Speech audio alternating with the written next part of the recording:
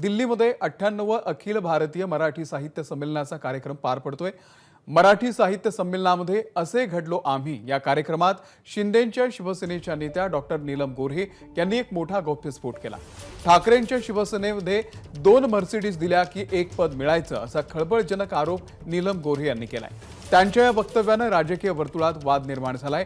या प्रकरणामध्ये ठाकरेंचे खासदार संजय राऊत यांनी संमेलनाचे संयोजक संजय नाहर यांना फोन करून नाराजी व्यक्त केलेली आहे।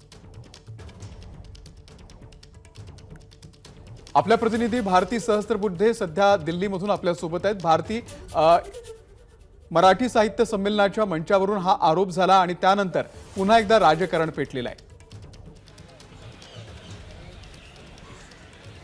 अमोल, खरंच कार्यक्रम वेगळ्या पद्धतीचे सुरू असताना अचानक अशा पद्धतीने थेट साहित्य संमेलनाच्या व्यासपीठावरून अशा पद्धतीचा दावा करण्यात आला आणि त्यानंतर इथे तर प्रतिक्रिया उमटतातच आहेत दिल्लीत, पण आपल्याला माहिती आहे की संपूर्ण महाराष्ट्रात प्रतिक्रिया उमटतात आहे आणि त्याचाच परिणाम आपण म्हणू की संजय राऊत यांनी संयोजक जे आहेत या संपूर्ण साहित्य संमेलनाचे संजय नाहर यांना फोन करून अशा पद्धतीने तुमच्या व्यासपीठावर असं वक्तव्य केलं गेलं, याबाबत नाराजी व्यक्त केली। त्यांचं असंही म्हणणं होतं की जर एका पक्षाच्या व्यक्तीला अशा पद्धतीने वक्तव्य करण्याची संधी मिळाली गेली तर दुसऱ्यांना त्याला काउंटर करण्याचीही संधी मिळायला हवी।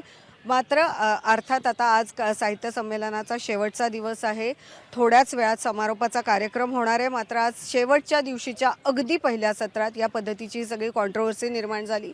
खरं तर आम्ही असे घडलो, कशा पद्धतीने आपली जडणघडण झाली याबद्दलचा हा परिसंवाद होता, मुलाखत होती आणि त्या मुलाखतीत राजकीय प्रश्नांना उत्तर देताना नीलम गोऱ्हे यांनी हे वक्तव्य केलं आणि त्यानंतर त्यांच्यावर उद्धव ठाकरेंच्या शिवसेनेतील नेत्यांकडून मोठ्या प्रमाणात टीका सुरू झाली आहे।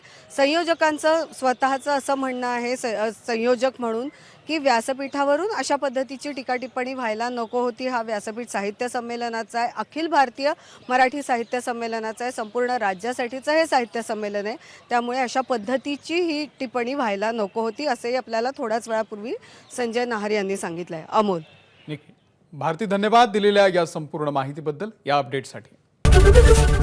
एबीपी माझा, उघडा डोळे बघा नीट।